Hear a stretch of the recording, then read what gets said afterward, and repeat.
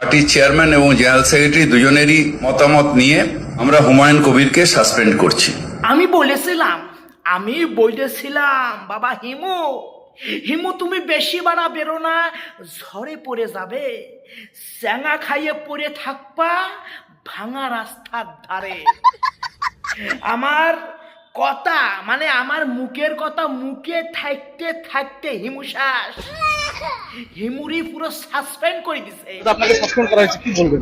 কিচ্ছু বলবো না, আমি পার্টির বিধায়ক পদ থেকে কালকে রিজাইন করে দেবো। হিমুর অত্যাধিক আস্পর্ধা আর বাড়াবাড়ি দেহে আমাদের পশ্চিমবঙ্গের মাননীয় মুখ্যমন্ত্রী মমতা ব্যানার্জি হিমুর ঘেটি সলা দড়ি পোঙায় লাথি মারিয়ে টিএমসি দলেতে বার করে দিছে। যা চলি যা, উচিত কামই হয়েছে। এই ধরাধামে আমার আবির্ভাব হওয়ার পরের থেকে, যখন আমার জ্ঞান হইল, জ্ঞান হওয়ার পরের থেকে আমি আমার জীবনে এই প্রথমবার দেখলাম যে কোনো অপরাধীর এত তাড়াতাড়ি শাস্তি হইল। তুমি তো খুব ভালো কথা শিখেছো। অপরাধী কেন বললাম?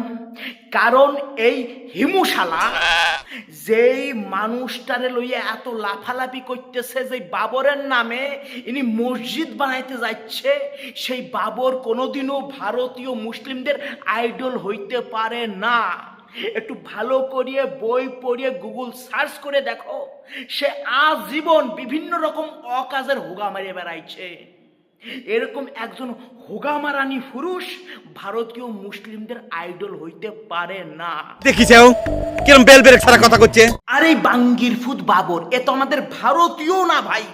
হাতে ভারতের বুকে উড়িয়ে এসে জুড়ে বইছিল উজবেকিস্তানের তে, হাতে উজবেকিস্তানের মাল, উজবেকিস্তানের থেকে আমাদের ভারতে এসে শাসন করছিল, ভারতীয় সাধারণ মানুষকে শোষণ করছিল।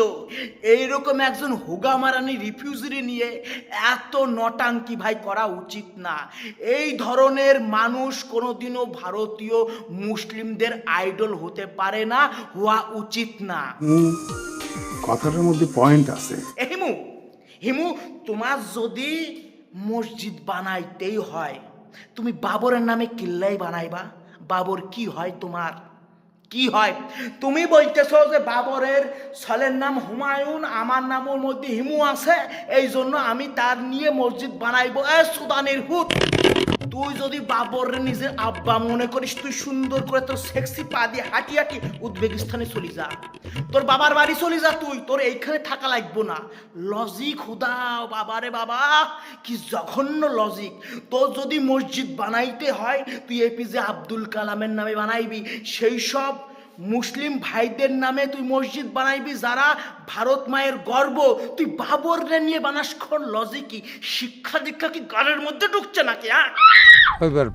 যাই হোক, এই ঘাট তারা হিমু নাসরবান্দা মানে হাতে মসজিদ বানাইবেই বানাইবে, এবং জঘন্য জঘন্য মানসিকতা প্রকাশ করতেছে, নানান রকম উল্টো পাল্টা কথা বলতেছে। এই উল্টো পাল্টা কথা শুনি আমাদেরই মমতা ম্যাডাম হাতে হিমুর ঘাট ধরে টিএমসিতে বার করে দিয়েছে। হাতের যে এমএলএ পদ আছে কারি লইছে।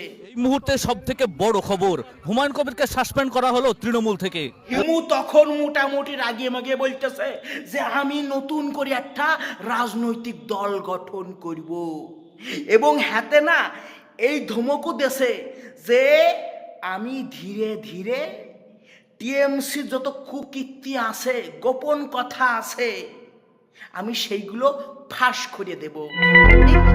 হুমায়ুন কবির যেদিন বিরোধীতে যাবে না, তখন একবারে রেকর্ড মাইক ধরবো, তা 1 ঘন্টা 30 মিনিট করে পুরো নাম ধরে ধরে কে কত লেভেলের চোর, কে কত তুলাবাজ, যখন ফাঁস করবো ভোট এমনি দিয়ে দেবে।